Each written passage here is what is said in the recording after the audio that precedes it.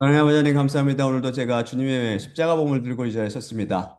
주님께서 저에게 계시해 주신 그대로 더하거나 빼거나 하지 말고 그대로 전할 수 있도록 인도하시고 또한 받는 우리 그리스도인들도 주님께서 말씀하신 그대로 더하거나 빼지 말고 들을 수 있도록 전하는 전하 받는 우리 모든 그리스도인들을 위해 은혜를 내려 주시옵소서. 모든 말씀 우리 주 예수 그리스도의 이름으로 기도드립나이다. 아멘. 자, 그러면 본문 말씀 읽을 때 다 일어서 주시기 바랍니다. 누가복음 7장 33에서 35절입니다. 요한 세례자가 와 있으며 떡을 먹지 않고 포도주도 마시지 않자 너희는 이르기를 그가 악령을 갖고 있다고 말하기 때문이라. 사람의 아들이 와 있으며 먹고 마시자 너희가 이르기를 보라 대식가 인간이요 모주꾼이며 세리들과 죄인들의 친구로다. 하지만 지혜는 그녀의 모든 자녀들로부터 의롭다함을 얻으리라. 계속해서 주기도문을 제가 같이 낭독하도록 하겠습니다. 마태복음 9장 6장 9에 13절이죠. 제대로 번역한 겁니다. 이 축자적으로. 하늘들 안에 계신 우리 아버지여, 당신의 이름이 거룩히 되게 하시며, 당신의 왕국이 오게 하시고, 당신의 원함이 하늘들 안에서처럼 땅 위에서 이루어지게 하시며, 그 피로 적절한 저희의 양식을 오늘 저희에게 주시고, 또한 저희 자신들이 저희의 채무자들을 면제해 준 것 같이 저희의 채무를 면제해 주시며, 저희를 시험 안으로 끌어들이지 마시고, 오히려 그 악한 자로부터 구출하소서. 자, 그러면 오늘도 계속해서 기자 출신의 무신론자인 윌리엄 헨리 버가 1860년에 출판하여 현재까지 많은 자연인들에게 읽히고 있는 Self-Contradictions of the Bible, 즉 성경의 자가당착들이란 책에 게재된 144개의 문제들을 풀어가며 자연인들의 눈에 모순으로 보이고 다른 복음이 잘못 가르치고 있는 것들을 그 양의 계시를 통해 제대로 된 십자가 복음으로 선포하겠습니다. 버가 성경의 131번째 자가당착이라고 혼동하며 제기한 것은 지혜는 기쁨의 근원인가요? 고민과 비탄과 슬픔의 근원인가요? 하는 것입니다. 지혜는 기쁨의 근원이다. 먼저 제가 보여드릴게요. 음,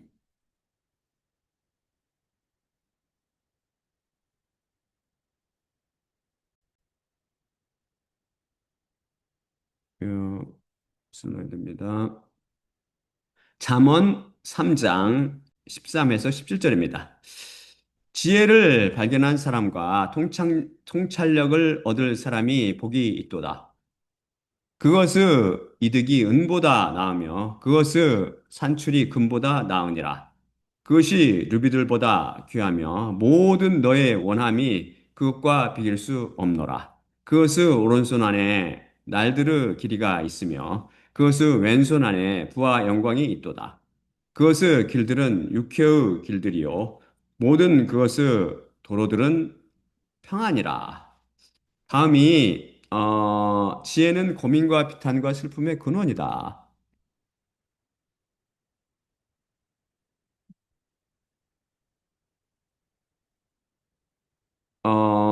이것은 전도서 1장 14에서 18절입니다. 해 아래 되어진 모든 행위들을 내가 보았더니 보라 그 모든 것이 헛된 것이니 바람을 쫓아 애씀이로다. 구부러진 자들을 그것이 똑바로 할 수 없고 결핍을 그것이 셀 수 없도다. 내 자신이 내 마음과 더불어 말했으며 이르되 내 자신이 보라 내 자신을 크게 했고 내 앞에서 예루살렘 위에 있었던 모든 자보다 지혜를 내가 더했더니 내 마음이 많은 지혜와 지식을 보았더라. 그리고 내 마음에 지혜를 아는 것과 미친 것과 어리석음을 아는 것을 내가 주었더니 이것 또한 그것이 바람을 쫓아 힘쓰임을 내가 알았노라. 많은 지혜 안에 많은 분노가 있으며 지식을 그가 더하면 고통을 그가 덜 것이기 때문이라.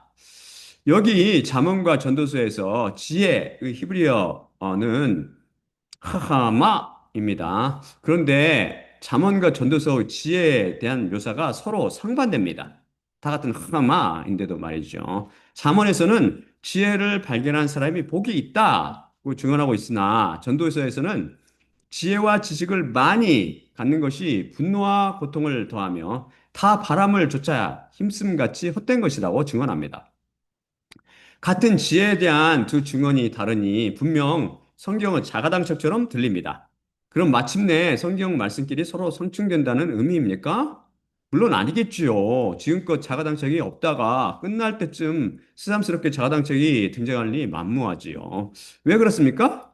우리가 살펴보고 있는 것은 다름 아닌 하나님의 말씀이기 때문입니다.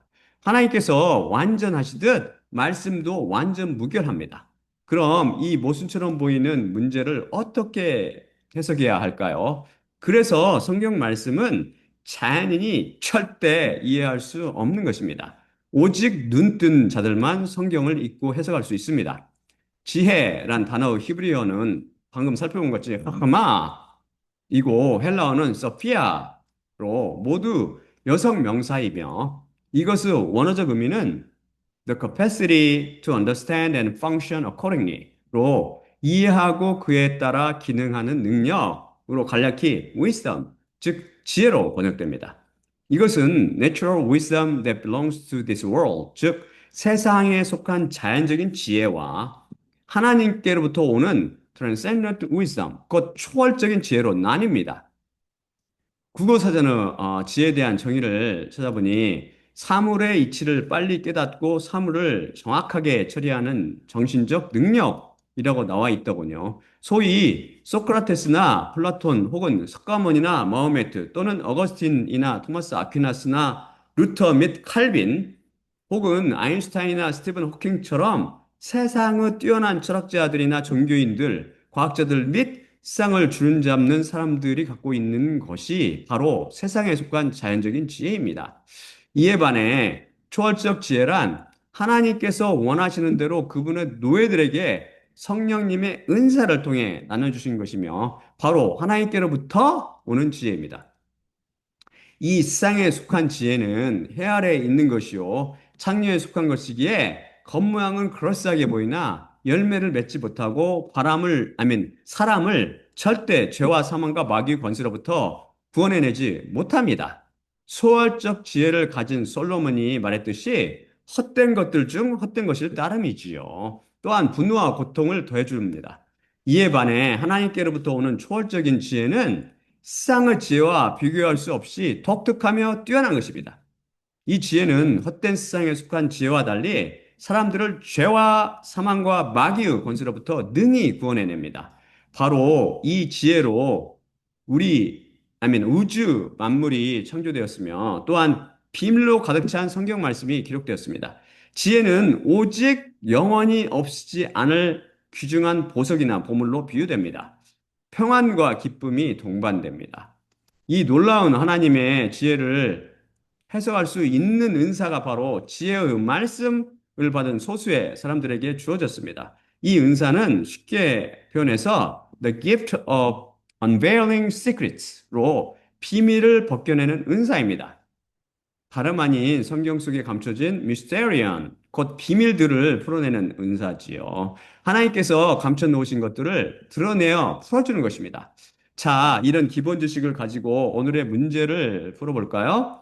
전도서 1장 14절은 해 아래 되어진 모든 행위들을 내가 보았더니 보라, 그 모든 것이 헛된 것이니 바람을 쫓아 애씀이로다 라고 증언합니다. 사실 전도서 전체는 해 아래에 있는 모든 것이 헛되다고 증언합니다. 여기서 주의할 표현이 더 hot, 하, 샤, 메쉬 곧 해 아래란 구절입니다. 이것은 무슨 의미라고 배웠죠? 그것은 이 세상 안에 라는 말로 바꿔 쓸 수 있습니다. 즉, 이 세상 안에 있는 모든 것이 다 헛된 것이며 바람을 쫓아 힘쓰며 애쓰는 것 같이 부질없다는 의미입니다. 그래서 전도서에서 말하는 지혜는 바로 아무 지혜가 아닌 세상에 있는 지혜나 세상에 관한 지혜라는 의미입니다. 헛된 것들에 관한 지혜니 그 지혜 또한 헛된 것입니다. 21세기를 사는 현대인들이 알고 있고 또는 자랑하며 갖고 있는 뛰어난 과학이나 의학, 기타 등등의 지식들이 다 헛된 것들 중 헛된 것이라는 의미지요. 비단 진화론이나 빅뱅 이론 같은 거짓 이론만을 일컫지 않습니다. 여러분은 다 창녀의 마법에 걸려 신기루를 참으로 인식하기 때문에 성경 말씀과 제 증언이 참으로 들리지 않을지도 모릅니다. 하지만 우리가 이미 제 107강에서 요한계시록 창녀의 최후에 대해 살펴보며 배웠듯이 그것들은 다 신데렐라의 마법처럼 하루아침에 깨져버리며 사라지게 될 것입니다. 여러분이 서울이나 뉴욕 등 하늘 높이 솟아 있는 마천루들을 바라보며 그것을 웅장함에 놀랄지 모르지만 저는 그것들을 쳐다보며 이 세상 누각들이 무너져 내릴 때를 믿음의 눈으로 바라봅니다. 그래서 같은 건물을 보는 눈이 다르듯이 성경을 볼 때 같은 단어 지혜를 보는 눈이 이로부터 난 사람과 자연이 서로 다릅니다. 그래서 잠언의 지혜는 세상의 지혜가 아닌 하나님의 지혜를 말하며 전도서의 지혜는 세상의 지혜를 가리키고 있습니다.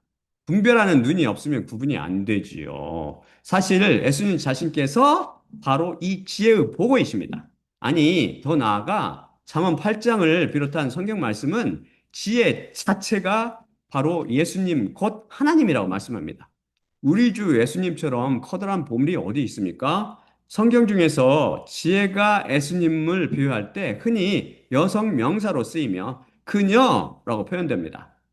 지혜 없는 자와 지혜로운 자는 각각 헬라어로 서퍼스로 이들은 지혜, 곧 소피아에서 기원한 형용사들입니다.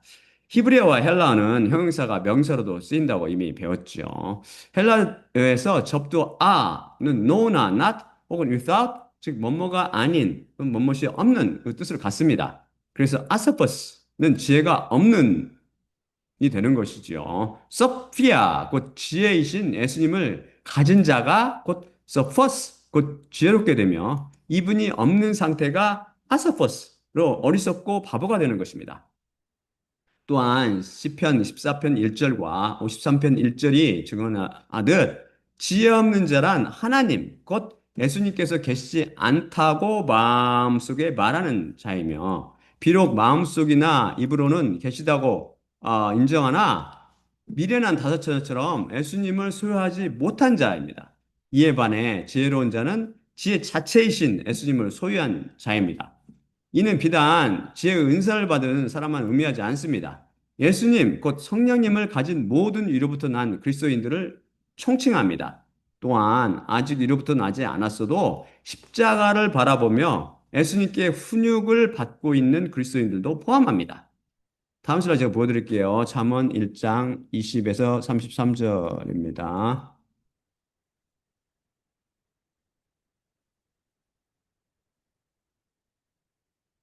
지혜가 밖에서 소리치며 거리들 안에서 그녀의 목소리를 내도다. 소란한 거리들의 머리에서 그녀가 부르며 대문들의 입구들 안에서 그 성 안에서 그녀가 말씀하며 이르기를 언제까지 단순한 자들은 단순함을 사랑할 것이며 조롱하는 자들은 자신들을 위해 조롱을 즐거워하고 어리석은 자들은 지식을 묘할 것이냐. 나의 책망에 의해 너희는 회개하라. 보라, 너희에게 나의 영을 내가 쏟아야 하며 내 말씀들을 너희에게 내가 알게 해야 하노라. 내가 불렀기 때문에 너희가 거부했고 내 손을 내가 폈으나 관심을 기울이지 않고 있노라. 모든 내 권고를 너희가 무시했으며 내 책망을 너희가 받아들이지 않았노라. 내 자신도 너희 재난에 대해 웃을 것이요.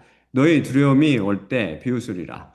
너희 두려움이 재처럼 올 때, 그리고 너희 재난이 폭풍처럼 오며, 고난과 고통이 너희 위에 올 때, 그때 그들이 나를 부를 것이나 내가 대답지 않을 것이라. 그들이 나를 간절히 찾을 것이나 그들이 나를 만나지 못하리라. 지식을 그들이 묘했고, 여호와 경외를 그들이 선택하지 않았기 때문이라. 내 권고를 그들이 받아들이지 않았고 모든 내 책망을 그들이 조소했노라.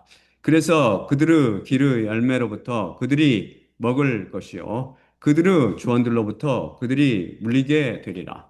단순한 자들의 되돌아감이 그들을 죽일 것이요 어리석은 자들의 안락이 그들을 멸망시키리라. 그러나 나에게 듣는 자는 안전에 거할 것이요 악의 두려움으로부터 안심하게 되리라. 여러분은 십자가 복음을 통해 예수님의 음성을 들으며 이런 책망을 듣고 있습니다. 그것이 마음에 와 닿습니까? 이 구절은 지혜가 정확히 예수님을 비하고 있음을 보여줍니다. 신약도 마찬가지입니다. 다음 슬라이드 보여드릴게요. 누가복음 7장 33절 35절입니다. 묘한 세례자가 와 있으며 떡을 먹지 않고 포도주도 마시지 않자 너희는 이르기를 그가 악령을 갖고 있다고 말하기 때문이라.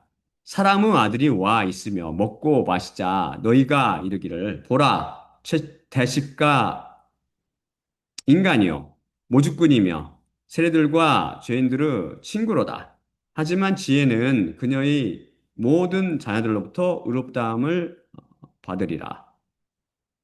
하나님도 모르고 성경도 볼 줄 모르는 자연들은 예수님께서 포도주를 마셨으니 우리가 술을 마시는 것은 죄가 아니며 예수님께서 떡으로 배불리 주셨으니 우리가 마음껏 먹는 것도 죄가 아니라며 자신을 변호합니다. 하지만 저는 예수님께서 드신 포도주에는 그분께서 흘리신 새 언약의 피를 비유하며 예수님께서 드시고 또한 떼어주신 떡은 우리를 위해 찢어주신 그분의 살, 곧 생명의 떡을 비유한다고 십자가 복음을 통해 선포해 드렸습니다.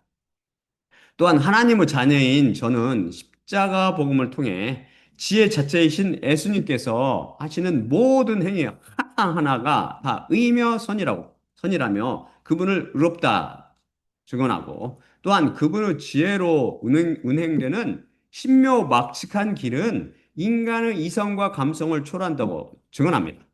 예수님의 누가복음 7장 35절 말씀이 정확히 성취되고 있는 것이지요. 자, 그렇다면 여러분이 십자가 복음을 통해 이 지혜, 곧 예수님께 대해 어떻게 반응해야 합니까? 잠언 8장 1절과 30, 36절입니다. 보여드릴게요. 슬라이드를. 음,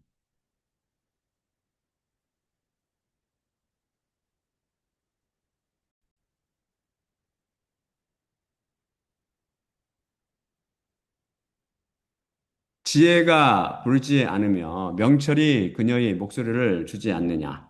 중약. 그리고 그의 곁에서 내가 장인이 되었으며 모든 시점들 안에서 그분의 앞에서 내가 커다란 기쁨이었고 날마다 기뻐했노라.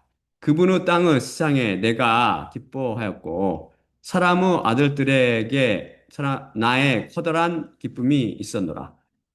그러니 이제 아들들아 나에게 들으라. 그리고 나의 길들을 지키는 자들이 복되느니라. 훈육을 너희는 듣고 지혜롭게 되라. 그리고 얕보지 말라. 나에게 듣고 날마다 내 문들 위를 주시하며 내 입구 문선줄을 지키는 사람은 복이 있도다. 날 발견한 자는 생명을 발견한 자이며 여호와로부터 받아들임을 얻었느니라. 그러나 나를 놓치는 자는 그의 영혼을 해하는 자요. 나를 미워하는 모든 자는 사망을 사랑하느니라.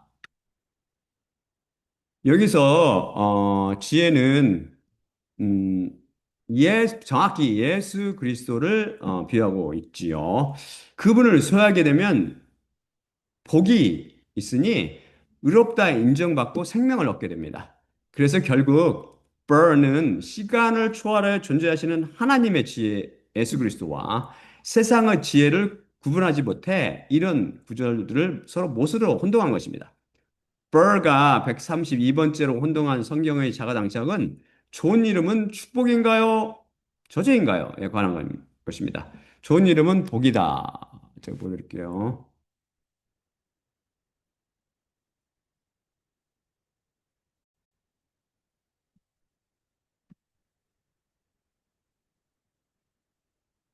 전도서 7장 1에서 2절입니다. 좋은 이름이 좋은 올리브유보다 나으며 사망의 날이 그의 태어난 날보다 나으니라. 예고그 집안태 감이 잔치의 집안태 감보다 좋으니 저것이 모든 사람의 끝이기 때문으로 산자는 그 마음한테 이것을 두리라. 다음이 잠언 22장 1절. 이름이 많은 부보다 선택되어지며 은과 금보다 은혜가 좋으니라. 다음은 좋은 이름은 저주이다. 라고 이 사람이 주장한 거. 어, 누가복음 6장 26절입니다. 모든 사람들이 너희를 좋게 말할 때 애통함이 있으리니 똑같은 것을 따라 그들의 아버지들이 거짓 예언자들에게 행했기 때문이라. 어, 그렇죠.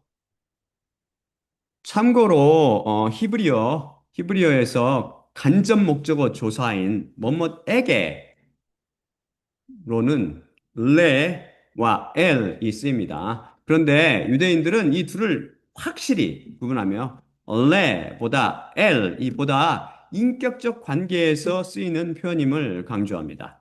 판인이 추천한 성경이 ASV인데 이 성경은 레는 to로 뭐뭐에게로 L은 unto 뭐뭐에게 같지만 이제 한국식으로 표현해서는 한테가 더 친근하게 들리자 뭐뭐 한테로 번역했습니다. 그래서 축자 번역의 원칙을 고집하는 저도 보다 친숙한 한테라는 표현을 L을 번역할 때 쓰고 그렇지 않은 뭐뭐에게는 레를 번역할 때 쓰고 있습니다.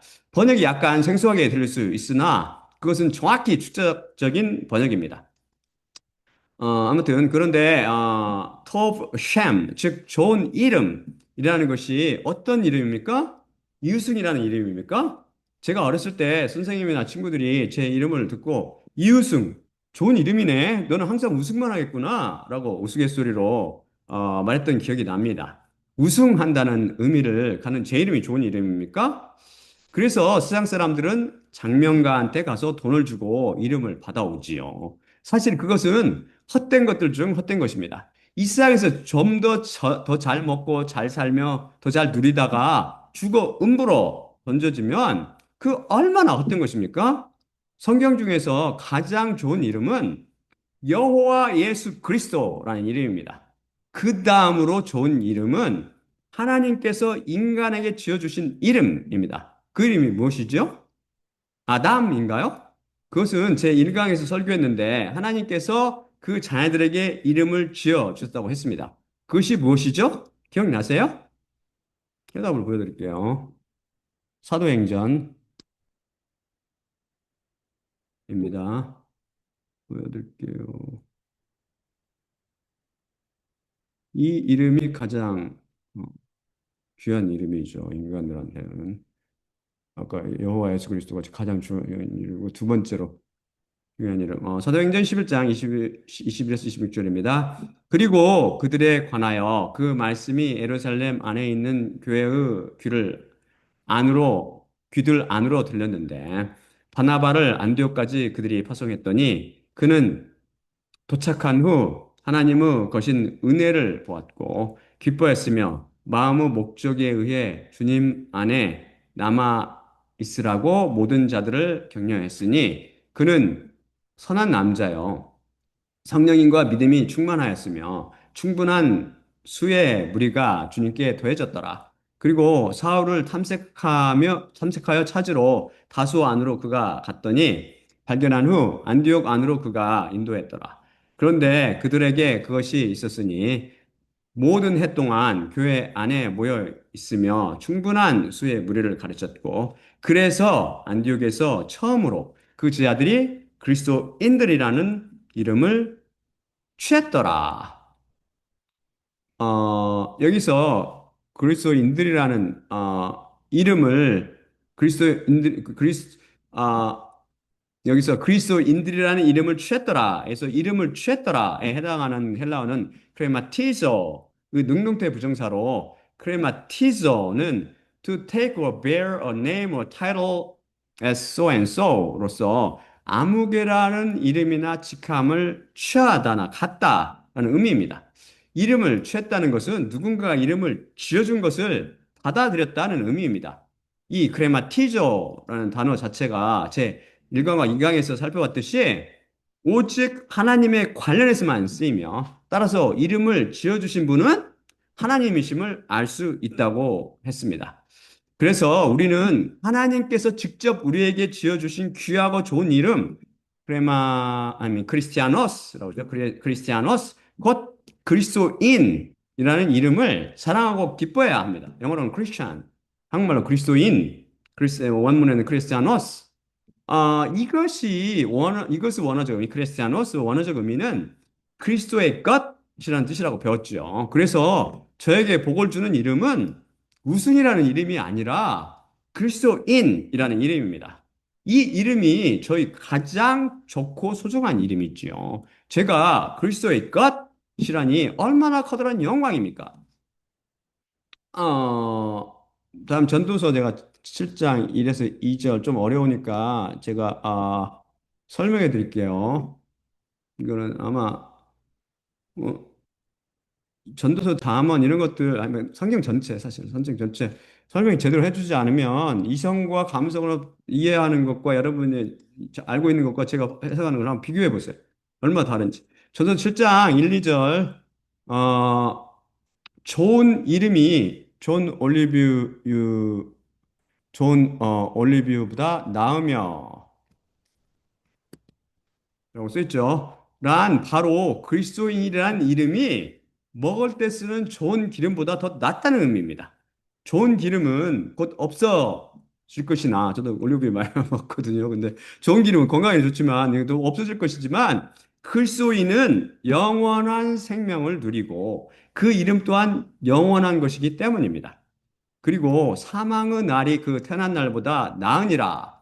란 이로부터 난 사람들에게 사망, 곧 십자가에 못 박혀 예수님과 함께 죽는 날, 곧 위로부터 난 날이 그가 육신을 입고 태어난 날보다 낫다는 의미지요. 그래서 우리는 생일을 축하하지 말고 위로부터 난 날을 축하해야 한다고 주장하고 싶습니다. 하지만 그렇게 되면 이로부터 나지 못한 사람이 소외감을 갖게 되지 않을까 우려가 되긴 합니다. 또한 많은 사람들이 자기가 이로부터 낫다고 착각하거나 순간구원 때문에 체면상 이로부터 낫다고 말할지도 모르지요. 또한 애고고 집한테 감히 잔치의 집한테 여기 좀 L을 쓰고 있다. L 한테 하는 거 L 한테 감보다 좋으니라 라는 무슨 뜻일까요? 이미 배웠듯이 성경 말씀 중 집이란 성전이나 교회를 비유합니다. 애고고 집이란 울며 회개하는 집, 곧 참 하나님의 교회를 비유합니다. 거기서 십자가 복음을 들으며 회개할 사람은 자기 죄에 대해 애통하며 회개하고 위로부터 난 사람은 십자가 복음을 들으며 믿음이 성장하지요. 잔치의 집은 바로 번영복음이나 순간구원론, 행위구원론 등이 팽배한 세상교회를 비유합니다.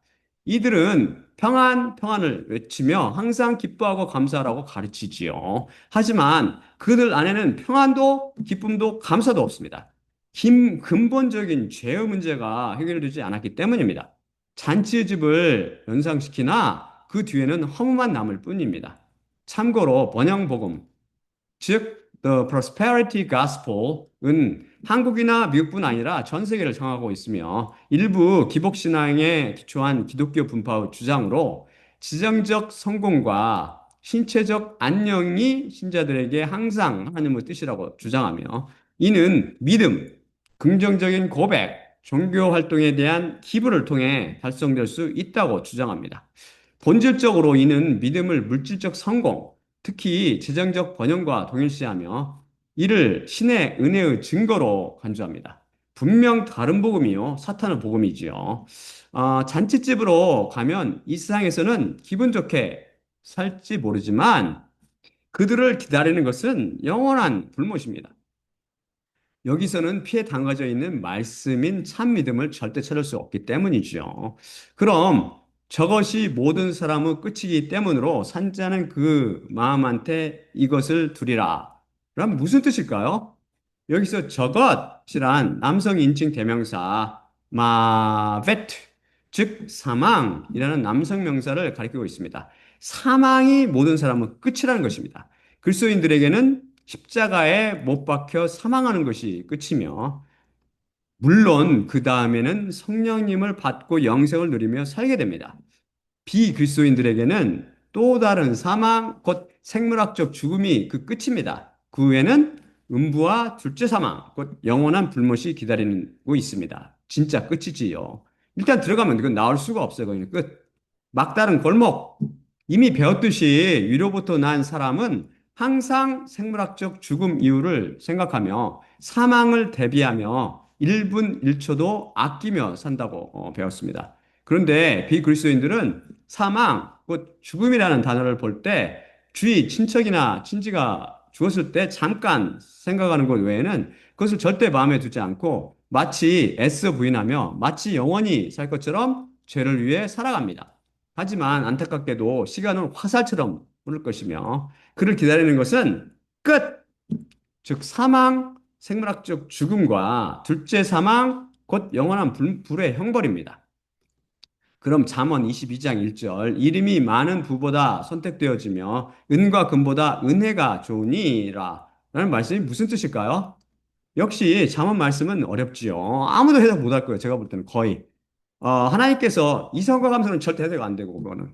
하나님께서 사람을 선택하실 때 돈의 많고 적음에 따라 하시지 않으시고 그리스도인이라는 이름을 가진 자들만 선택하신다는 말씀입니다.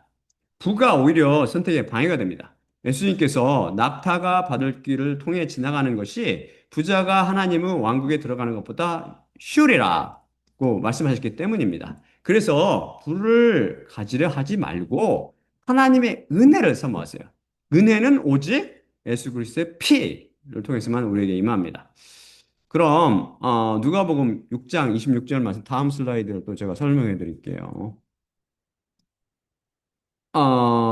모든 사람들이 너희를 좋게 말할 때 비통함이 있으리니 똑같은 것을 따라 그들의 아버지들이 거짓 예언자들에게 행했기 때문이라. 그러니까 과연 좋은 이름이 저주이다라는 벌의 주장을 뒷받침해 주나요? 좋은 이름이 그리스도인이라는 이름이라면 나쁜 이름은 비그리스도인이라는 이름입니다.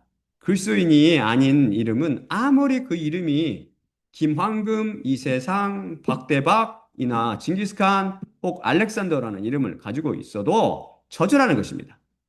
누가복음 말씀은 자인들은 맹인이라 빛이신 하나님을 싫어하고 미워하여 십자가 복음을 멀리하며 번영 복음이나 순간 구원론 혹은 행위 구원론 같은 다른 복음을 더 사랑하며 그것을 전하는 자들을 입이 닳도록 칭찬한다는 것입니다. 이에 반해 제가 전하는 십자가 복음을 헐뜯고 미워하는 자인이 있는 것은 당연합니다. 그들은 빛을 그리고 생명을 알아보지 못하기 때문입니다. 안타깝죠. 참 그런 사람이 있다는 것이 하나님께서 은혜를 내리길 바랄 뿐입니다, 저는. 이성과 감성으로 초월적인 하나님과 그분의 말씀을 잡는 것은 불가능하지요. 오직 좋은 땅으로 선택된 사람들, 곧 그리스도인이라 하나님께서 부르시는 자들만 십자가 복음에 귀 기울일 것입니다.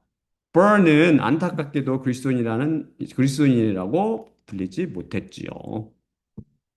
버가 133번째 성경의 자당책이라고 혼동하며 제기한 것은 웃음이 칭찬되었나요? 비난되었나요? 하는 것입니다. 다음 슬라이드 제가 보여드릴게요. 웃음이 칭찬되었다. 어, 이거는 전도서 3장 1에서 4절입니다. 하늘 뜰 아래 모든 일에 모든 것에 시간과 시점이 있느니라. 출산의 시점이 있고 죽음의 시점이 있으며 심음의 시점이 있고 심겨진 것을 뽑음의 시점이 있느니라. 죽임의 시점이 있고 고침의 시점이 있으며 세움의 시점이 있느니라. 흐느껴 울음의 시점이 있고 웃음의 시점이 있으며 애통함의 시점이 있고 쉼의 시점이 있느니라. 다음이 전도서 8장 15절입니다. 그리고 기쁨을 내 자신이 칭찬하노니 먹는 것과 마시는 것과 기뻐하는 것 외에 하늘뜰 안에 사람에게 좋은 것이 없는데 그 하나님께서 하늘뜰 아래서 그에게 주신 삶의 날들 동안 그의 수고와 함께 이것이 동반하리라.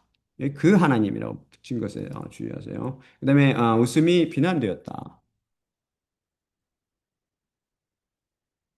어, 누가복음 6장 25절입니다. 너희에게 비통함이 있으리라. 지금 가득 채워져 있는 자들아, 너희가 배고플 것이기 때문이라.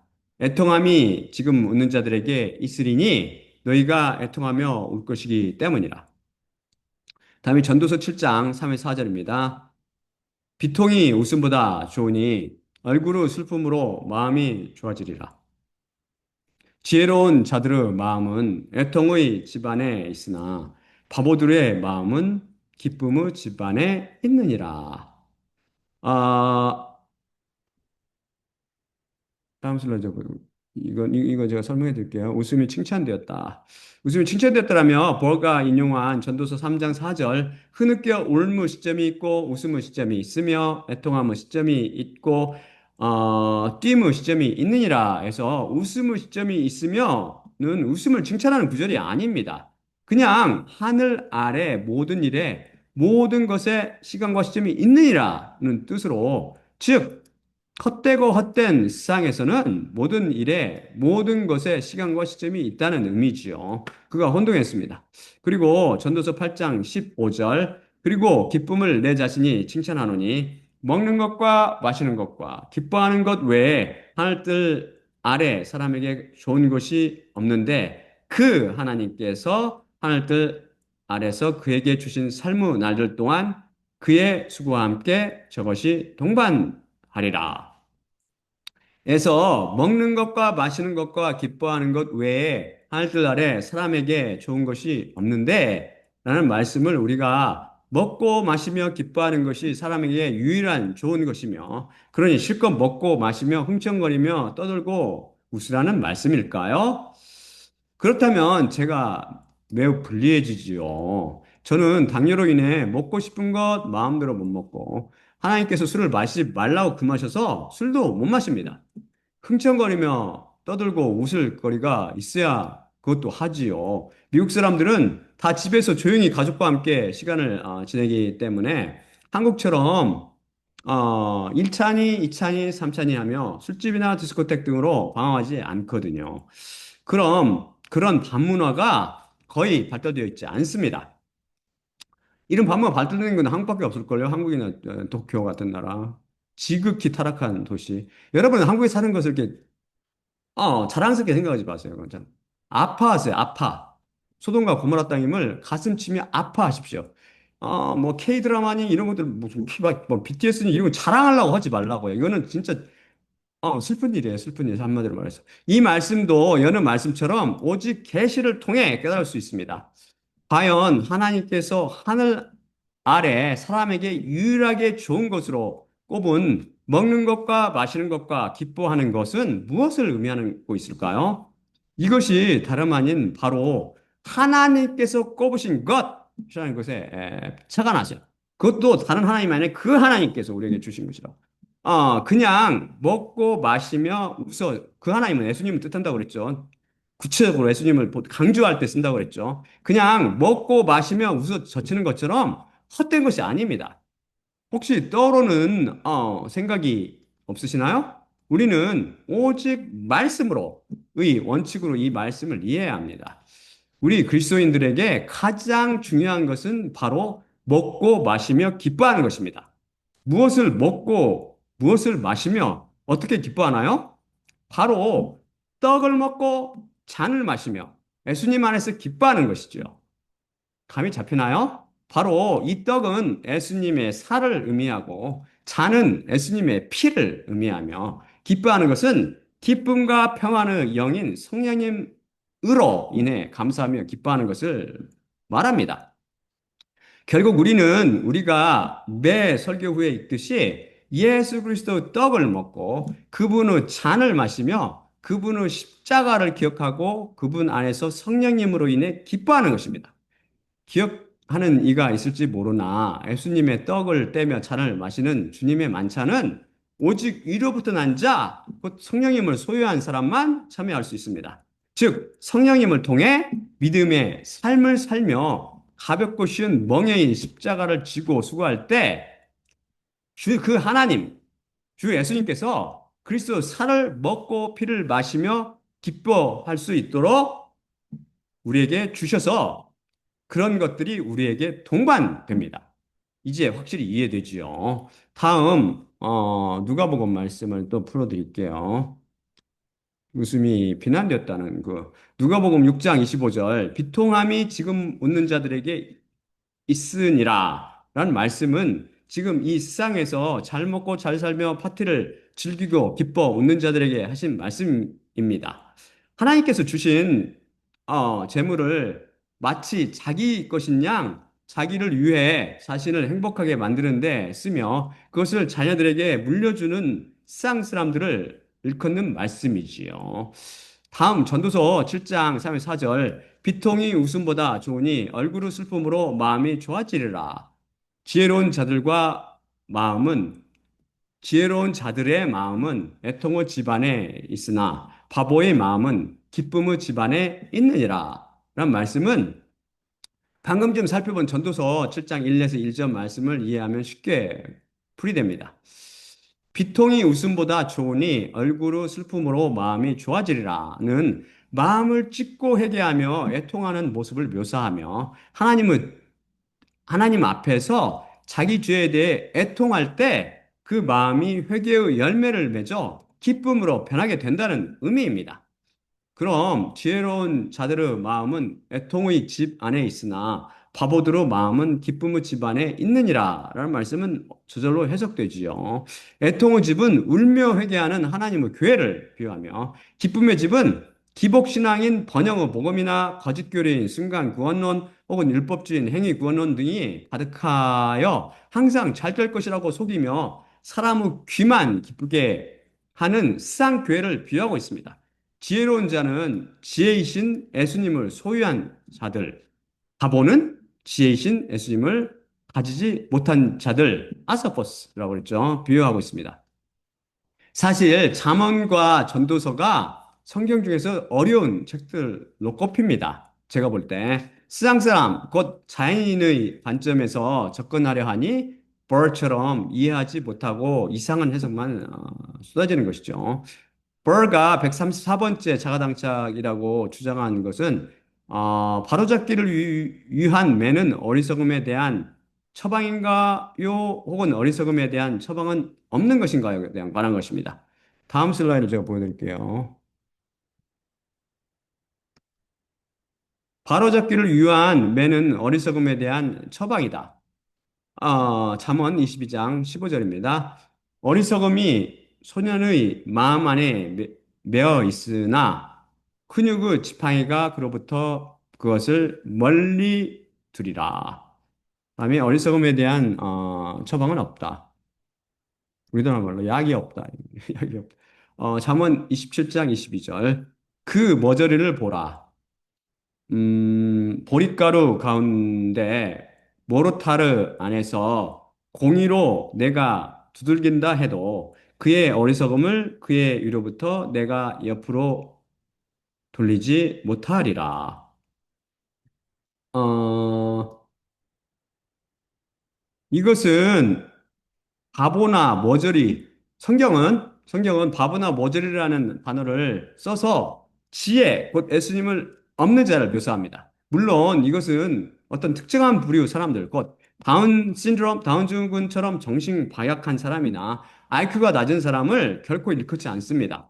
이들은 지능에 관계없이 하나님께서 안 계시다고 주장하거나 있다고 말로는 하나 없는 것처럼 말하며 행동하는 자연인들을 의미합니다. 천재들이 수특하죠. IQ가 높은 사람들이 수특하죠. 그중에서. 안타깝게도 이들에 대한 해결책은 없습니다. 말씀 자체를 birth처럼 잘못 이해하며 십자가 복음을 거부하고 바른 복음을 받아들이기 때문입니다. 하지만 모든 사람에게는 어리석음이 있지요. 그리스도인들도 포함합니다. 그래서 그리스도인은 지팡이, 곧 몽둥이로 훈육하여 자녀의 어리석음을 바로 잡아줘야 합니다. 같은 매를 맞아도 훈육을 사랑으로 받아들이는 자녀가 있고 그것을 상처로 받아들이는 자녀가 있습니다. 그것은 하나님께 달려 있습니다. 결과를 보면 알겠지요. 끝까지 열매를 맺지 못하면 바보일 것이요. 결국 그의 어리석음을 뉘우치며 회개한다면 그리스도인이 될 것입니다. 버가 135번째로 착각한 성경의 자가당착은 바보는 그의 어리석음에 따라 답변해 줘야 하나요? 그러면 안 되나요? 라는 것입니다.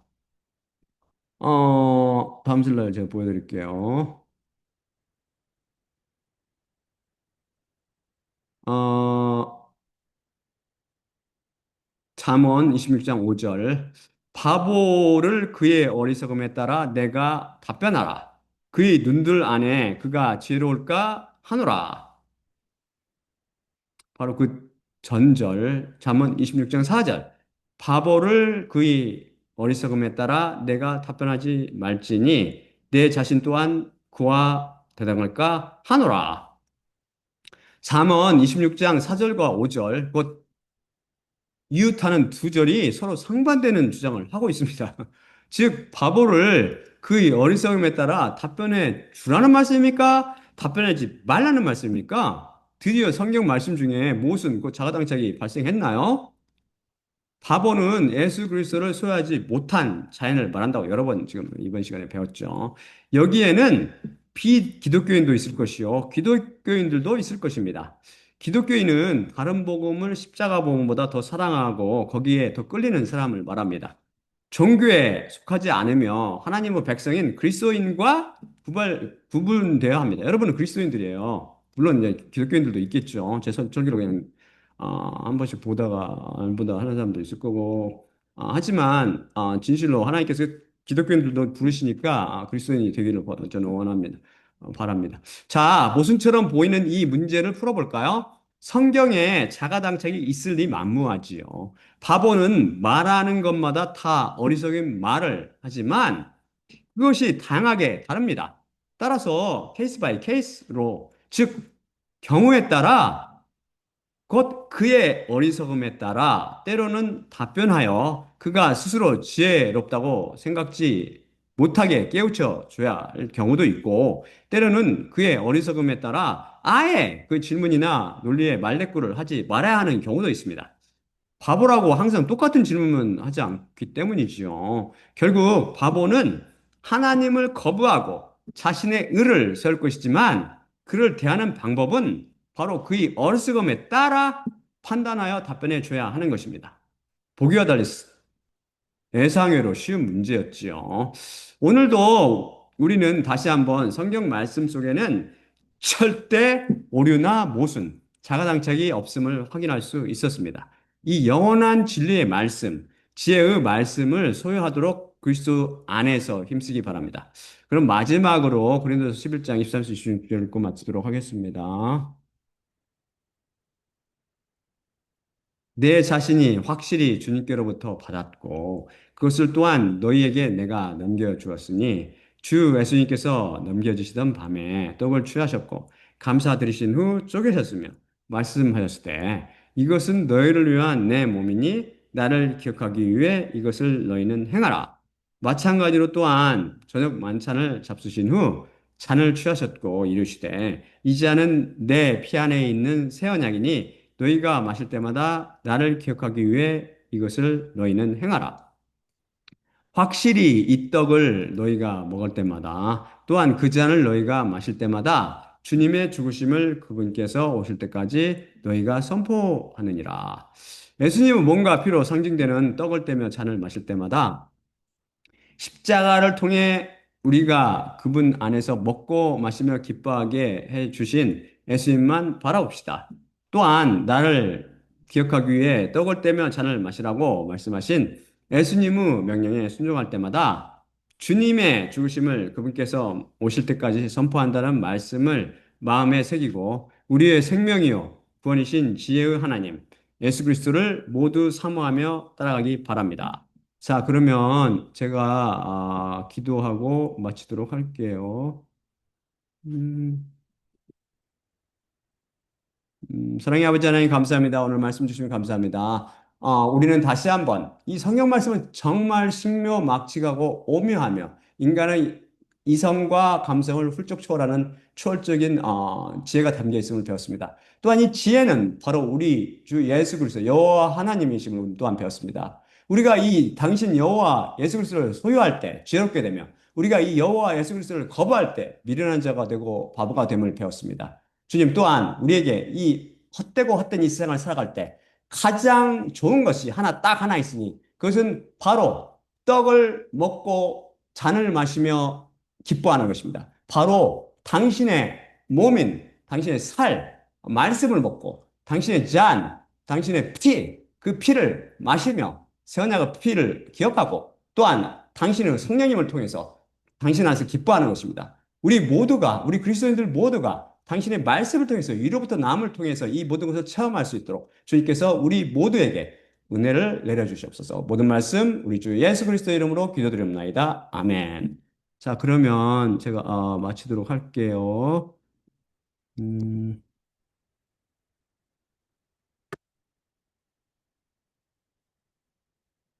음, 이거 어떻게 꺼야 되는지 내가 잘 모르겠네. 음, 일단 껐다가 들어올게. 껐다가 다시 들어올게.